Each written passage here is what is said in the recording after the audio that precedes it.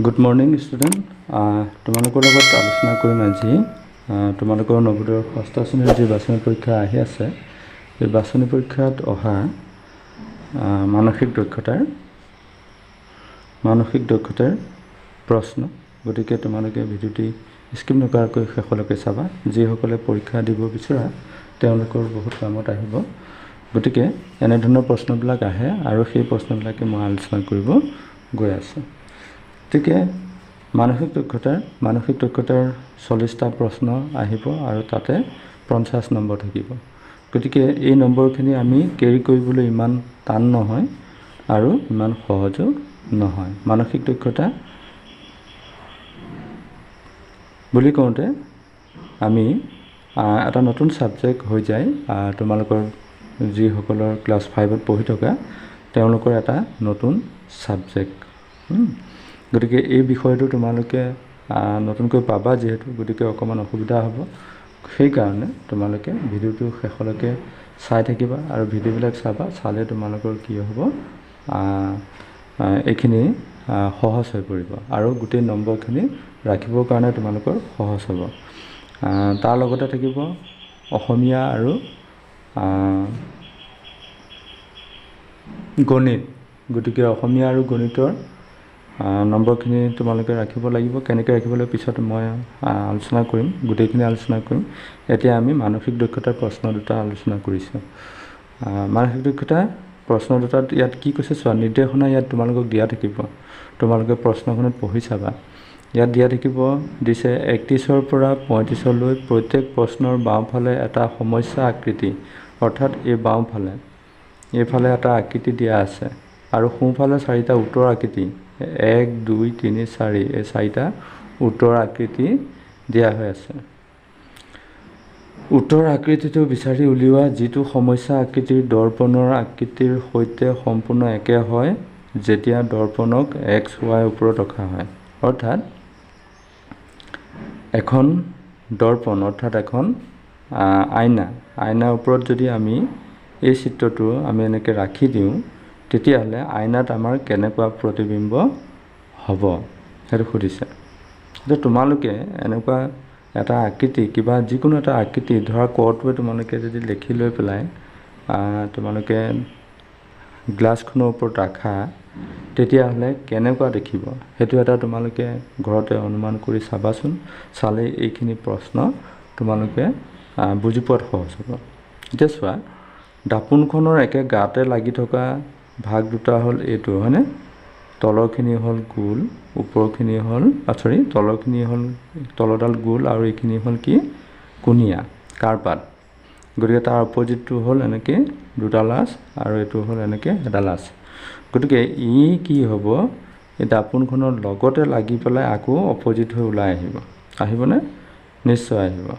চোৱা, এইটোতো হ'বই নোৱাৰে, এইটো ঠিক তেনেকৈ দিয়া হৈছে। চোৱা, প্ৰথম এইটো হ'ব, গোলটো হ'ব, তাৰপিছত এইটো হ'ব। প্ৰথম গোলটো এইটো হ'ল, কিন্তু গোলটোত কি আছে? গোলটোত এডাল আঁচ আছে, এইটো গোলটোত দুডাল দিছে। গতিকে ই আমাৰ নহ'ব, গম পালা? আৰু ইটোতো কমপ্লিট নহ'বই, ইটোও কমপ্লিট নহ'বই, কাৰণ এটা গোল এটা এনেকৈ দুডাল আঁচৰে, এটা গোল এডাল কোণীয়া। গতিকে এই দুটা চিত্ৰ একেবাৰে নহয়, এইটো বা এইটোৰ ভিতৰতে হ'ব। গতিকে আমি এই দুটা আমি চাম। গতিকে এইটো আৰু এইটোৰ ভিতৰত কোনটো হ'ব? এইটোতো নহয়, গম পালোৱেই, কাৰণ গোলটোৰ অপজিটত আমাৰ আছে দুডাল আঁচ, হয়নে? গোলটোৰ অপজিটত এডাল আঁচ আছে। গতিকে গোলটোৰ অপজিটত ইয়াত দুডাল আঁচ দিলে, গতিকে এইটো ভুল, এইটো শুদ্ধ। গোলটোৰ অপজিটত এডাল আঁচ আৰু কোণীয়াটোৰ অপজিটত দুডাল আঁচ, এয়া কোণীয়াটোৰ অপজিটত দুডাল আঁচ। অৰ্থাৎ আমাৰ এই চিত্ৰটো এইখিনিলৈ যদি আনি দিওঁ তেতিয়াহ'লে দাপোনখনৰ ওপৰত যদি আমি এই চিত্ৰটো ৰাখোঁ তেতিয়া অপজিটত এই চিত্ৰটো ওলাব দাপোনখনত, অৰ্থাৎ আইনাখনত। তোমালোকে এনেকৈ আইনা এখন লৈ পেলাই তেনেকুৱা তোমালোকে আঁকি পেলাই চাব পাৰা। ক এটা লিখিবা, লিখি লৈ দাপোনখনৰ ওপৰত যদি ৰাখি দিলে কটোনো কেনেকৈ হয়, তেতিয়া কটো কেনেকৈ হ'ব জানানে? এনেকৈ আমি কটো ৰাখিম নহয়, যদি কটো আমি এনেকৈ ৰাখোঁ, এখন আইনা নহয়, এখন আইনা, কটো যদি আমি এনেকৈ ৰাখোঁ, আইনাখনৰ ফালে কোনটো আছে, এই কৰ এই মুখখন আছে নাই, তেতিয়াহ'লে চিত্ৰটো কেনেকৈ ওলাব জানানে? চিত্ৰটো এনেকৈ ওলাব, এনেকৈ ওলাব দেই, এনেকৈ পেলাই ওলাব। চাবাচোন তোমালোকে এনেকৈ, তাৰমানে প্ৰথমতে আমাৰ এইটো ইয়াত লাগি আছে নহয়, এইফালৰ পৰা লাগি আহি এনেকৈ ওলাব, এই ধৰণে ওলাব। গম পাইছা নিশ্চয়? এইটো হ'ল কটো আমাৰ এনেকৈ পেলাই কটো আহি যাব। হ'ব, কটো উল্টাই দিলেই হ'ল। এইটো অকণমান হেৰি আছে, কটো এনেকৈ হ'ব। চোৱা,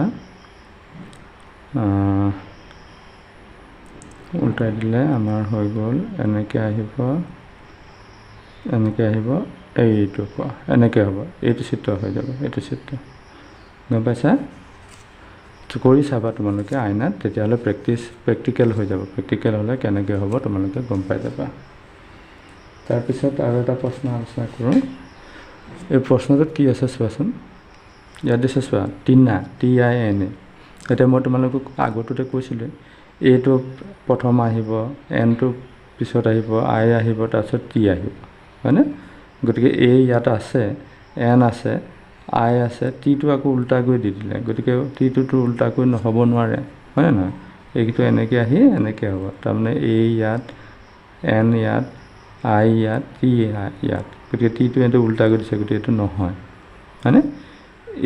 এনো উল্টা কৰি দিছে, এইটো নহয়, চৰি এইটো হ'ব। চোৱা, এইটো কাৰণ এইটো নহয়, ANTI এইটো নহয়, TI এইটো নহয়, গতিকে এইটো হ'ব ANIT, এইটো টিটো উল্টা ঘূৰাই দিছে, গতিকে এইটো নহয়, এইটো হ'ব।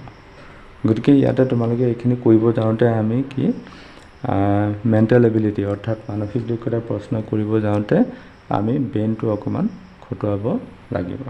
অকণমান যে আমি খটুৱাওঁ, তেতিয়াহ'লে কি হ'ব জানানে? অকণমানতে ভুল হৈ যাব আৰু কি হ'ব, নম্বৰকেইটা গুড নম্বৰ পাবলৈ তোমালোকে সক্ষম হ'বা। গতিকে এই মানসিক দক্ষতাৰ প্ৰশ্ন দুটা আলোচনা কৰিলোঁ। পৰৱৰ্তী সময়ত মই গোটেইখিনি বস্তু তোমালোকৰ লগত আলোচনা কৰিম, আছামিজ আৰু মেথছ আৰু মেণ্টেল এবিলিটি।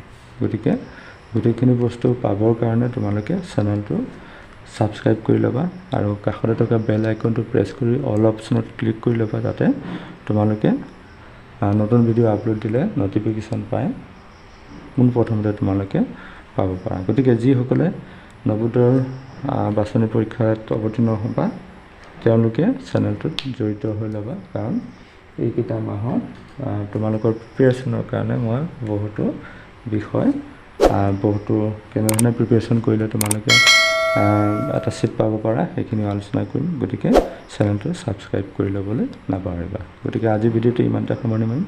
পৰৱৰ্তী সময়ত বেলেগ এটা ভিডিঅ' লৈ আহিম। গতিকে আজিলৈ আহোঁ, বাই বাই।